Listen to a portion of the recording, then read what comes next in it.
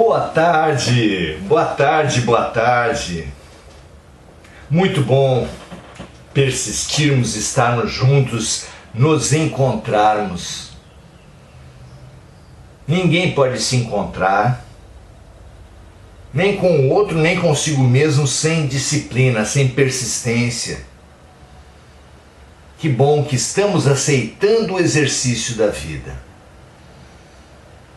Programamos felicidades inalcançáveis, isso nos traz crises tremendas. A felicidade alcançável está em perceber a cada momento que a vida nos pede e atender. É simples assim. Um filho excepcional, um idoso em família, uma morte, uma doença, uma alegria, uma herança. Nada disso é necessariamente bom, nem necessariamente mal. Vai da atitude, vai do ponto de vista, vai da lucidez com a qual você tratar, enfrentar, aceitar aquilo que a vida manda, obedecer e viver na prática, ou seja, feita a vossa vontade, assim na terra como no céu. Muito bom. Hoje iremos começar um estudo sobre o autoconhecimento. Autoconhecimento é a grande ferramenta de elevação espiritual da criatura, como proposto nos mais variados livros de sabedoria do mundo. No Oráculo de Delfos era um dos princípios que resumiam a sabedoria do mundo. Conhece-te a ti mesmo. Na arte da guerra está lá colocado: conhece-te a ti mesmo.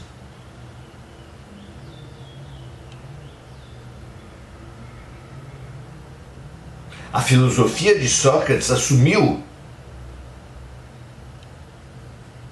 essa proposição. Jesus assumiu: conhece-te a ti mesmo. Aqui na revelação espírita vem essa mesma resposta. Autoconhecimento. Todas as grandes mensagens confluindo para isso, a própria ciência, ao nos propor a antropologia, a sociologia, a história, a arqueologia e especialmente a psicologia, nos falam do quê? Autoconhecimento. Hoje vamos estudar a proposição do autoconhecimento na doutrina espírita, no Livro dos Espíritos. É extremamente importante o lugar que os espíritos dão, que os luminares espirituais estabelecem para essa ferramenta. Vamos lá? Questão 919, capítulo 12, tem por título A Perfeição Moral, e o item é Conhecimento de si mesmo. Questão 919, Kardec questiona assim: qual é o meio prático mais eficaz que tem o homem para se melhorar nesta vida e resistir às más tentações?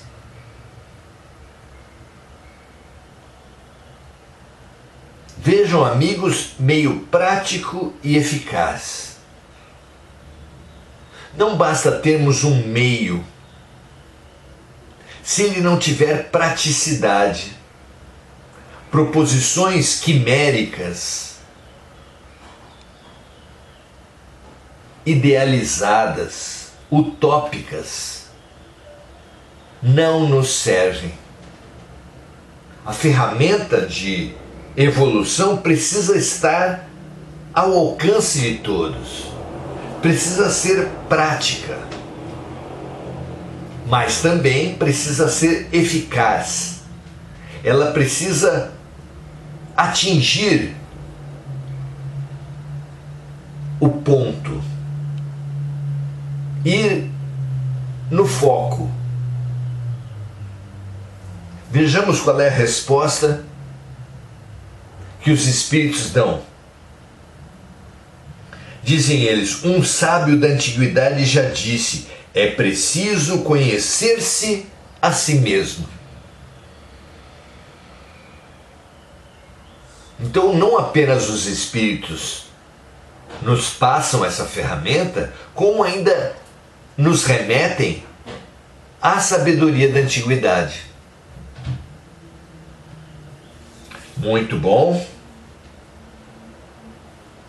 Continua Kardec, porém, na questão 919A. Pergunta assim o fundador da doutrina espírita: compreendemos toda a sabedoria desse ensinamento. Conhece-te a ti mesmo. Mas a dificuldade está justamente em cada um conhecer-se a si mesmo.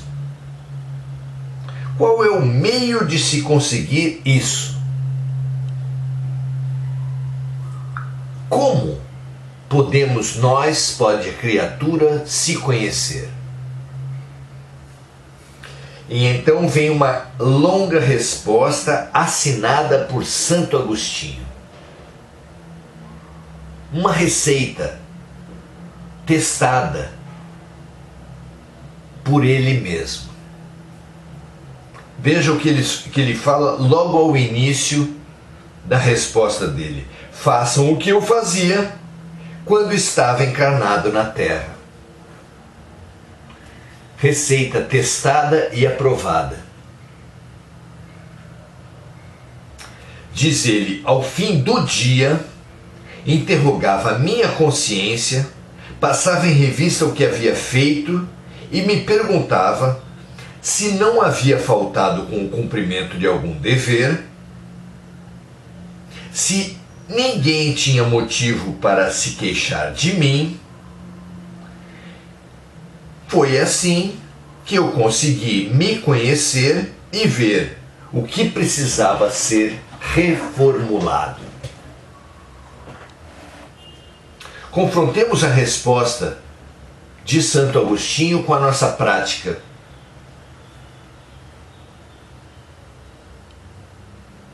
Não há dúvida de que, no momento extremo, quando percebermos a proximidade da morte, se a vida nos traz uma morte lenta, claro, isso não pode funcionar para um acidente, para uma morte repentina.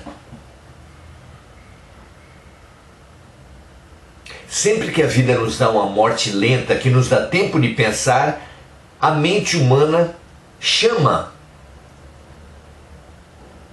essa autoavaliação, esse autoconhecimento. Mas será que avançaremos muito promovendo o autoconhecimento apenas ao final de uma vida? Todos já fazemos isso, e como nem todos avançamos, evoluímos, nos expandimos, como faz prova o estarmos em plena transição planetária ainda encarnados, somos a turma de recuperação da escola, nós somos a prova de que buscar o autoconhecimento apenas no final da vida não tem sido suficiente. Também é comum, apesar que já nem tão obrigatório como o momento do final da vida, que ao final de um ciclo nós promovamos, nos abramos ao autoconhecimento. Quando terminamos nossos estudos, quando terminamos uma relação conjugal,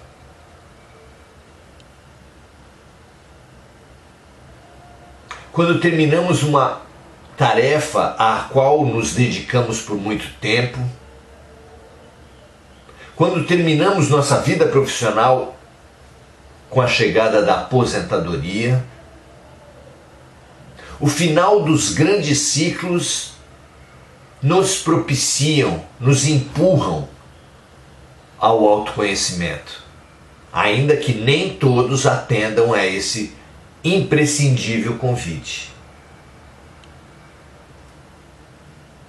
Também é comum que ao final do ano, um ciclo formal, nós também promovamos avaliações genéricas, conversando com o alto,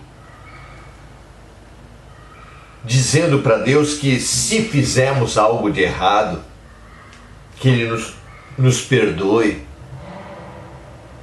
que no ano seguinte as coisas aconteçam assim, assim, assado. Fazemos promessas, não é? Evidentemente, essa maneira de agir, apesar de muito mais a miúde de proporcionar um menor ciclo de tempo para avaliar, também não funciona. Quase ninguém de nós vai conseguir saber o que realizou de errado em cada mês, em cada semana. Não temos memória para isso. Só para os grandes equívocos é que poderão surgir nesses grandes ciclos. O que Santo Agostinho nos propõe aqui é que façamos essa reavaliação, essa releitura das nossas atitudes ao final de cada dia. Parece-nos claro que com esse período mais curto, será muito mais viável lembrarmos o que realizamos, o que fizemos de manhã, o que fizemos de tarde, o que fizemos de noite. Não parece assim para vocês?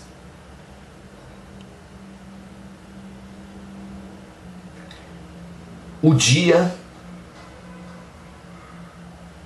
avaliado ao final dele é uma unidade de tempo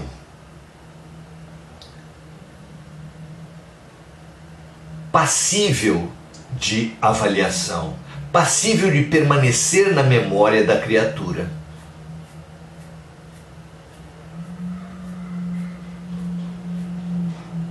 Acostumar-se, habituarmos-nos ao final de cada dia, revermos as nossas posturas diante de todos os desafios ocorridos, pode fazer efeitos maravilhosos em nossa vida.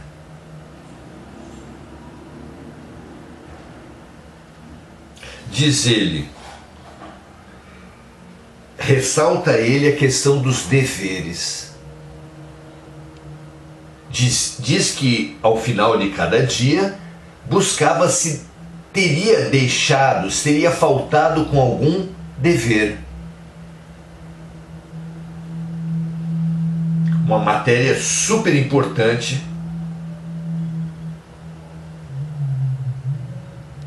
para buscarmos erros, equívocos, aspectos a serem melhorados. Outra palavra fundamental nesse primeiro parágrafo da resposta de Santo Agostinho é ninguém. Diz Agostinho que ele se perguntava se alguém tinha motivo para se queixar dele. Será que ao final daquele dia alguém pode ter ficado descontente, pode ter se achado prejudicado pelas nossas decisões e atitudes?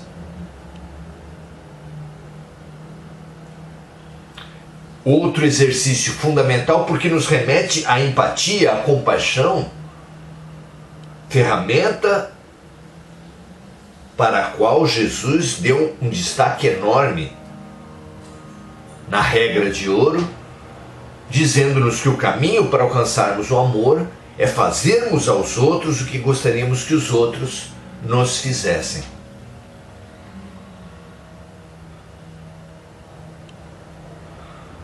Disse Agostinho que foi assim que ele conseguiu se conhecer e ver o que precisava ser reformulado.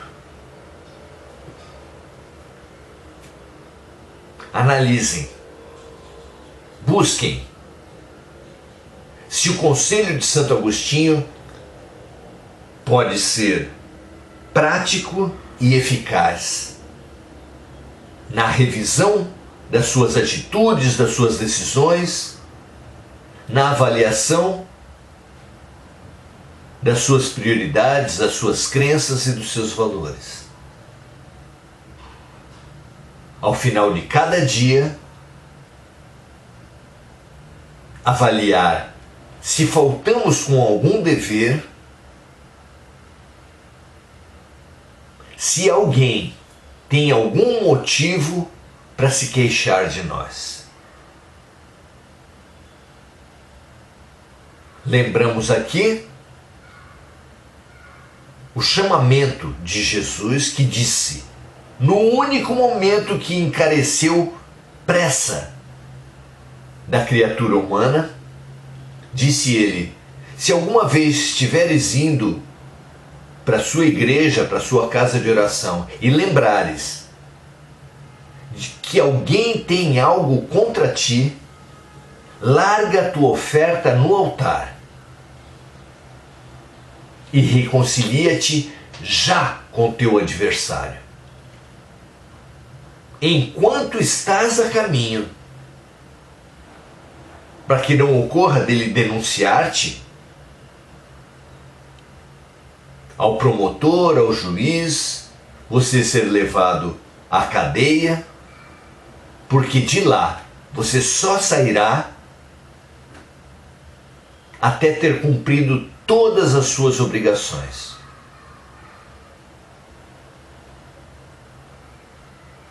Não nos iludamos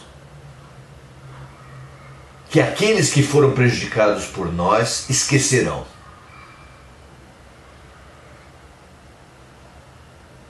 Quem sofre não esquece. Quem promove o sofrimento esquece, mas quem sofre não esquece. Reconciliemo-nos já com o adversário, avaliando se alguém teve alguma queixa, se deixamos de cumprir algum dever a cada dia. Essa é a receita fabulosa de Santo Agostinho.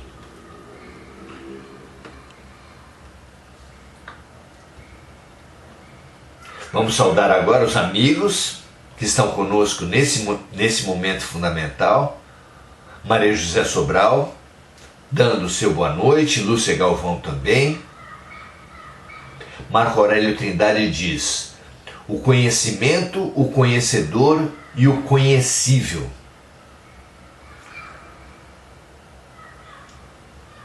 Entre as matérias que podemos conhecer, todas são justas, todas merecem a nossa dedicação. Mas nenhuma delas é mais importante do que nós mesmos. Não é? Mônica Silva expressando sua gratidão, Gugu também manifestando sua gratidão.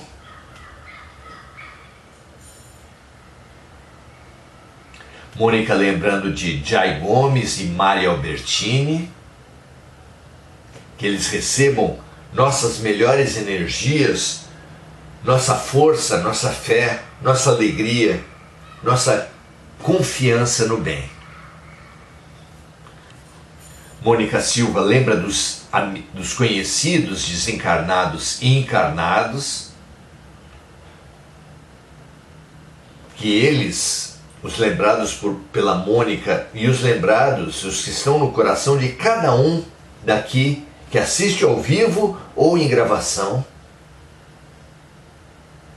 que todos eles recebam essa luz que nos areja, que nos estimula, que nos encoraja agora, para que vivam com lucidez e com coragem tudo que a vida lhes propuser. Muito bem. Mônica vibrando pela paz mundial e pelas vítimas dos desastres climáticos. Dando seu boa noite, assim como Enir Cajazeira e Anny Lix. Muito bom, Anny, ter você de volta aqui. Uma alegria estarmos juntos, de cada um de vocês. Que nós persistamos no estudo em geral da vida